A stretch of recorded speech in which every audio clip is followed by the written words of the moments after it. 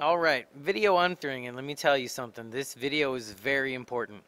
You are going to be factoring for pretty much the majority of the rest of the entire class. And as of right now, we are going to teach you 4 types of factoring. And by the end of this class, you'll know 7 different types of factoring. And there's kind of an 8th as well, and that's just a little bit of pregame before you can actually factor. So factoring is very, very important. So before we even get into any examples, we're going to talk about a couple of different things. If we were to go through the hierarchy, the first thing you always want to do is look to see if you can factor out a greatest common factor from any problem. That's always the first thing you want to check for. Okay?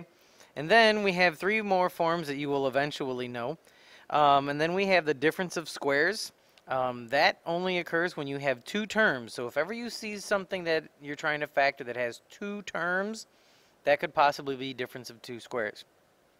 And then finally, number 6, I call it old school, but you know, there's people that say it's the magic number game. Some people call it just unfoiling. It's just basically factoring, okay? But it's when you have no number in front of x squared. And then 7, I call Batman. Some people use guess and check. Some people use split the middle term. Some people use a box method. There's all sorts of different methods, but that's factoring a trinomial when you have a number in front of x squared that isn't 1. Okay, so there's a lot of different types of factoring that we're going to play with. These 4 should all be reviewed to you, but we're going to go through each one step by step to make sure you know how to do this. Then, when it comes to solving is different than factoring. Sometimes you have to factor before you solve, but then we have to use ZPP, which is the zero product property, to solve for what the value of x is going to be. And then, sometimes something can't be factored. I mean, you know, number 3 is prime, because the only thing that multiplies to 3 is 3 and 1. And then you have numbers like 8, which you know do have different factors. It can be 8 and 1 and 4 and 2. So, but if it cannot be factored with anything other than itself and the number 1, we just write prime. So let's start with some examples here. The first one. This is an example of number 1.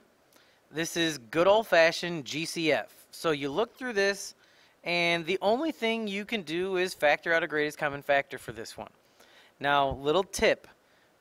If you have 3 terms to begin with, you're going to have 3 terms inside of your parentheses. So the first thing you do is look for the greatest common factor of the numbers. We have 2, 6, and 12. GCF is 2. And then we have x cubed, x to the 4th, and x to the 5th.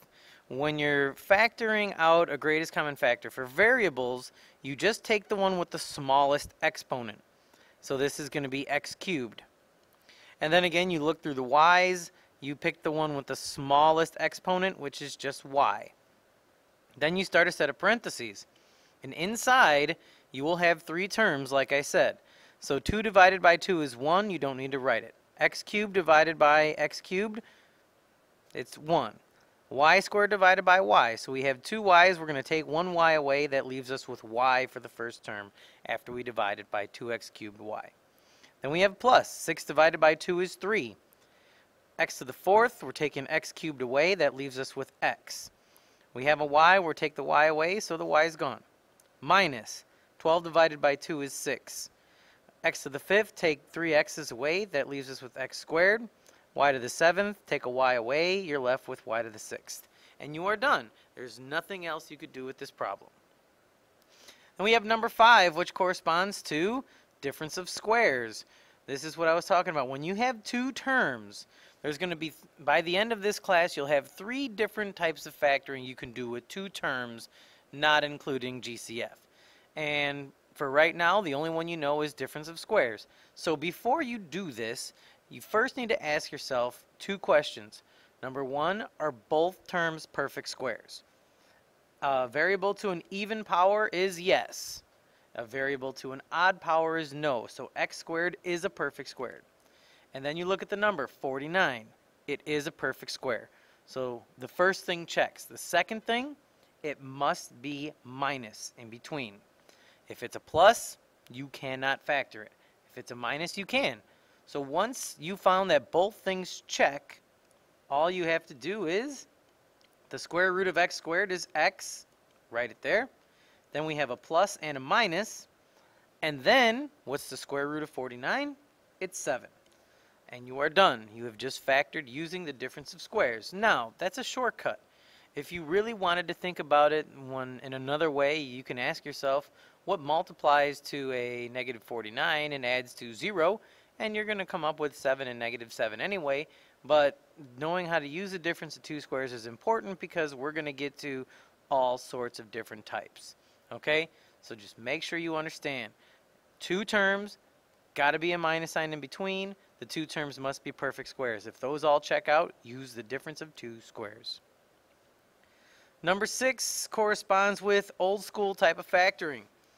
Now, this is where you play, like I said, some people call it the magic number game or the special number game.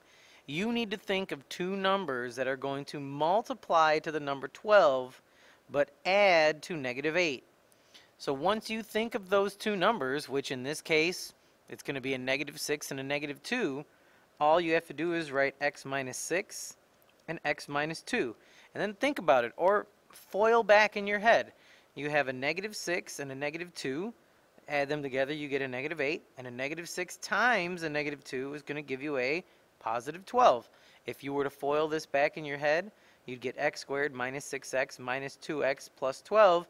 And a negative 6x and a negative 2x is going to give you your negative 8x. So you could always foil back in your head and see if it works. Now number 7, I got to tell you, it almost corresponds to Batman, but it really doesn't. And the reason why is that first rule that I told you, you always look for a GCF. So you can do this one using the Batman or split the middle term or the box method, however you've learned it in the past. But as soon as you remember what I said the most important rule is, it gets rid of that.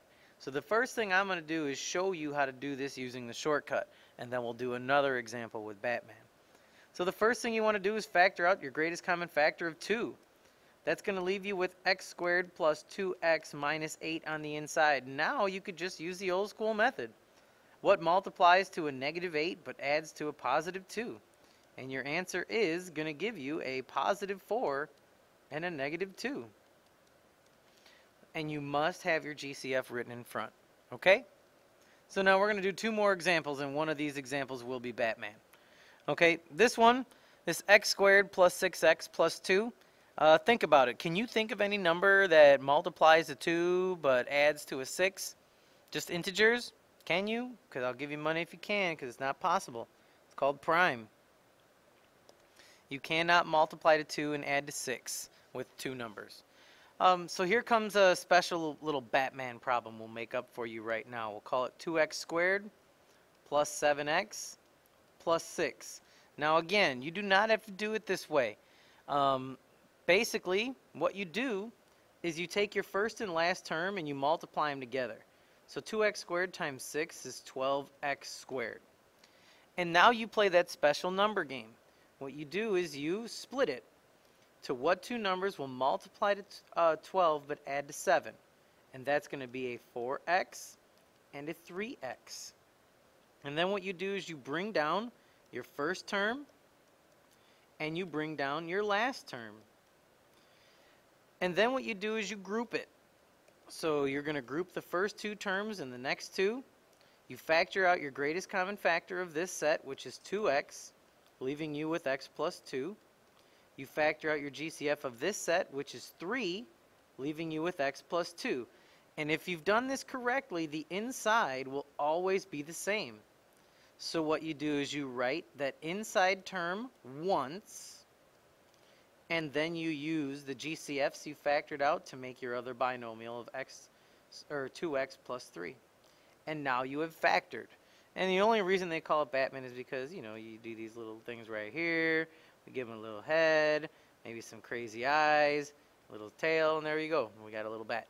But of course, that's also known as the splitting of the middle term. You don't have to draw the bat. Sometimes it's just fun. So there you go.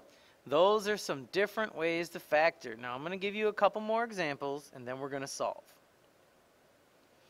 So here's two examples. I'd like you to press pause, and I would like you to try those two on your own. Did you get them?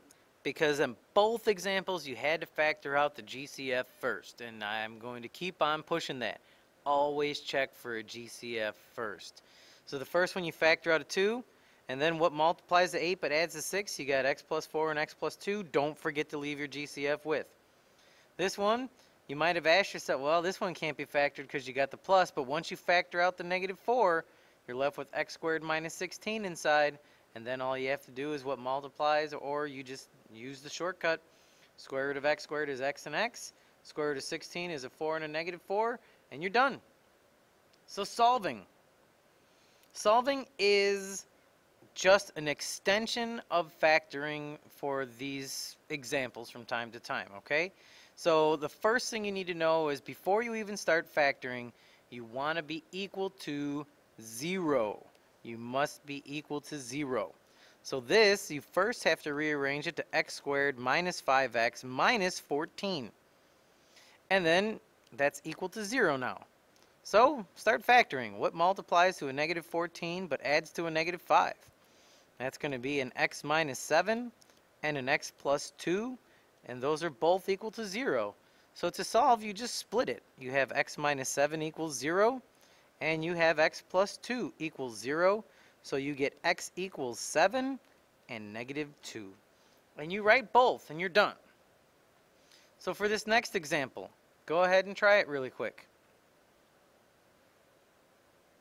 So you would factor, and you'd have x minus 5 and x plus 5 equals 0, because it's a difference of 2 squares. So you set each one equal to 0. X minus 5 equals 0. X plus 5 equals 0. So we get x is equal to 5 and negative 5. And that's it. Okay, so we have another example for you to play with. And I'm going to write one more fun one. After you try this, I also want you to try this. 2x cubed plus 14x squared plus 20x is equal to 0. So pause the video, try these last two examples. Alright, so for that first one, you should get x is equal to 2/3 and negative 2. Again, the first thing you had to do is get it equal to 0. And then you had to factor, and this is using Batman, guess and check, splitting the middle term, however you want to do it. I like Batman because it makes sure it works every time. And then, you just factor it out, and once you get here, set each one equal to 0, and you get 2/3 and negative 2. Now this one I wanted to go through step by step with you for just a moment. The reason why is because this time you have to factor out a GCF of 2x, not just 2. Because you can take an x out of each one of those three. So that's going to leave us with x squared plus 7x plus 10. And this can be factored again. So we have 2x, we have our x plus 5, and x plus 2, because 2 and 5 will multiply to 10 but add to 7. And anytime you have an x, it gets set equal to 0. So you're actually going to set 2x equal to 0, your x plus 5 equal to 0, and your x plus 2 equal to 0. And you're going to end up with x equals 0, negative 5, and a negative 2. Now here's a little thing to know. You could have this many solutions to x. So your highest exponent, that's how many solutions there can be when you are solving. Now sometimes it's not always 3. Sometimes you have what's known as a double root, and we'll spend more talking about that at a later time. But when you have x to the 3rd power, that means you could possibly have 3 different solutions for x. Okay, notice how everyone that we did before that was x squared, and we had 2 solutions for all of them. That's not always true. Eventually we're going to get into some imaginary solutions, some double solutions, but that's for a later time. For now, know that. Okay? Again, factoring is very important. Make sure you understand this video 100%, because we're going to start applying it. This is also going to be used as your video for day 5. Really, we don't need to make 2 videos of the same thing, factoring and solving. So day 5 is just going to be some more extra practice. Okay? That's it. Have a good one, and we'll see you soon. This is Longo, and I'm out. See you. Bye.